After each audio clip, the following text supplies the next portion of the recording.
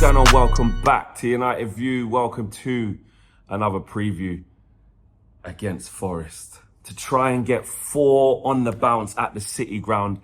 Another one on the revenge tour.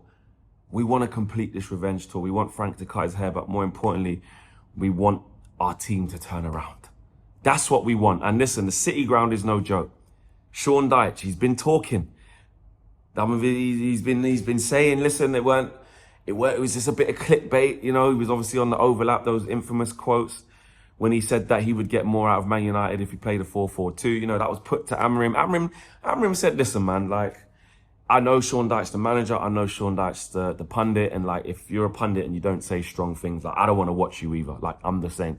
So he's basically saying, I understand he's got to drop some of them big things in there. But he also did say, Amorim, he said, maybe we would have won more games playing 4-4-2. However, my idea is this, and I believe in it. And look, this actually isn't a video about our playing style. It's just relevant because with Sean Dyche and we're about to play them.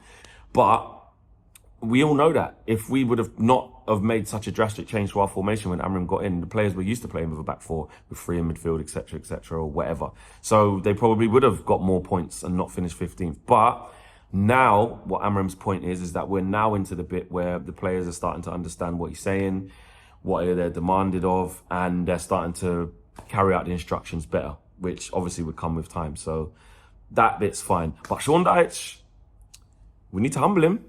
This is not going to be an easy game. Now, listen, this Forest team is not great. Obviously, I think they're still in the bottom 3. Low on confidence. The new manager bounce. We're always wary of it. Any team we play against, you know what I'm saying? Any team who plays a team with a new manager, you're always wary about that, especially if you have to go to their place. Now, I watched them against Porto, and they were okay. I think they played... They were just more organised. It wasn't like they played Porto off the park, really. In second half, they had to defend a lot. So it wasn't like all of a sudden, now they're just on the front foot, they're just all over the teams, this, that, and the other. So actually, I'll be honest, I'm not as fearful of Forest, and I don't think we should. With us being this confident, we shouldn't be as fearful as Forest as we've been in the last couple of seasons. You know what I mean? Under Nuno, we know what they're all about. They're on the back foot in terms of possession, but as soon as they get that ball, they're gone. It feels a little bit different this time, obviously, against Bournemouth, who are, you know, a top team this year, and in general, really, under Iriola. No shame losing to Bournemouth, but they got dealt with quite comfortably against Bournemouth as well. So this is going to be a good measure, and I spoke to my Forest mate, shout out Max Scott, resident guy and reporter at TalkSport. I had a chat with him, an avid Forest fan, goes home and away.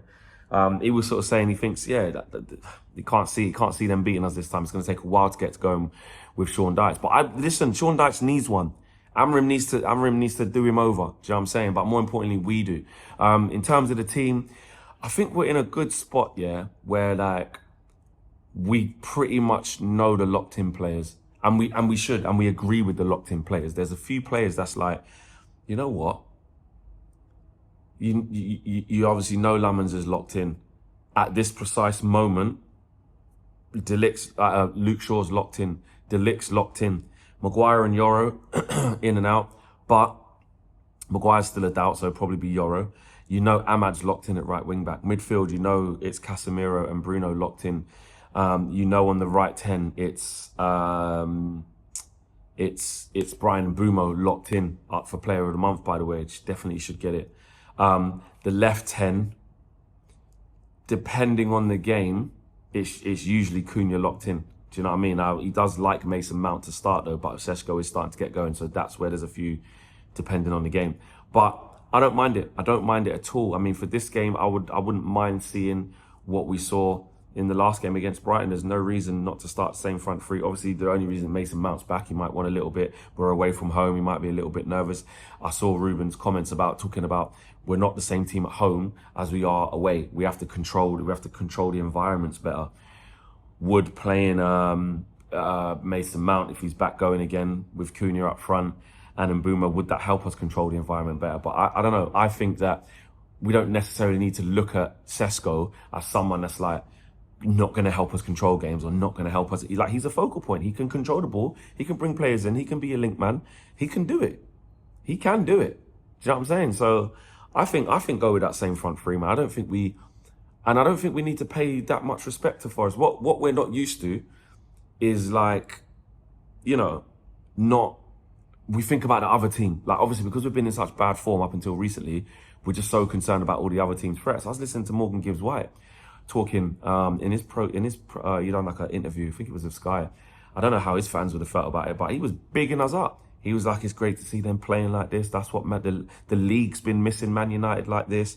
You know, they've stuck with the gaffer and it's been incredible to see all of this stuff. I was like, right, is man trying to get a January move or something, bro? Is man trying to get out? But even he's talking about, you know, from a player perspective, he can see the differences in us. So we need to go there and stick it on them where they know that we're coming and we're confident. Do you know what I mean? Not like, we might not have control because it's the City ground and, you know, yeah, let's take Sesko out, man, and just put Mason Mount in there to make it a little bit more. No, go there with Sesko, go there with Cunha, go there with Mbuma, bro. We just put Brighton to the sword. And don't get me wrong, it is a tough place to go to. If you make mistakes, if you're not concentrated, just like any game in the Premier League, every single game in the Premier League is tough, home or away, it doesn't matter.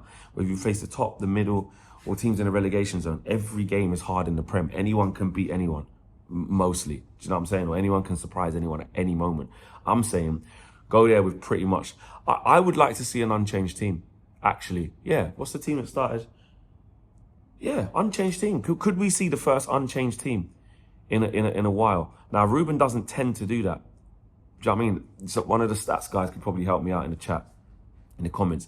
When's the last time we named an unchanged side?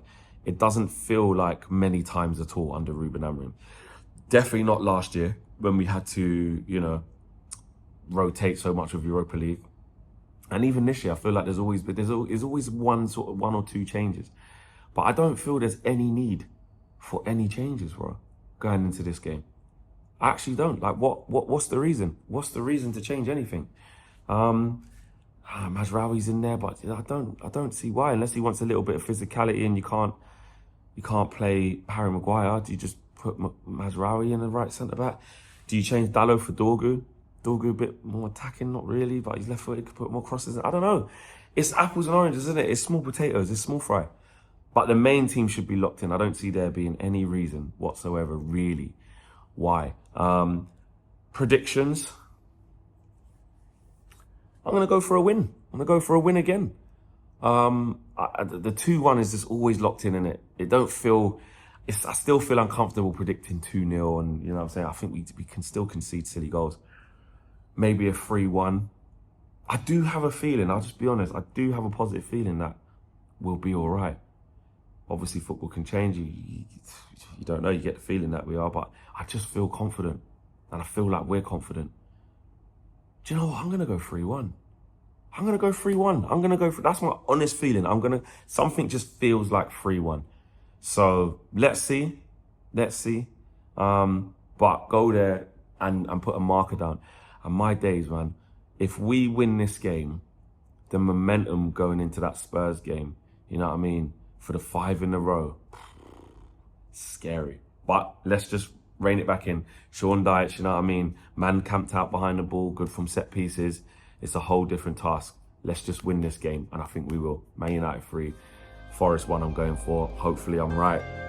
And these guys show up. Smash a like on the video, subscribe to the channel if you're new. I'm out of here, guys. Bless up. Peace.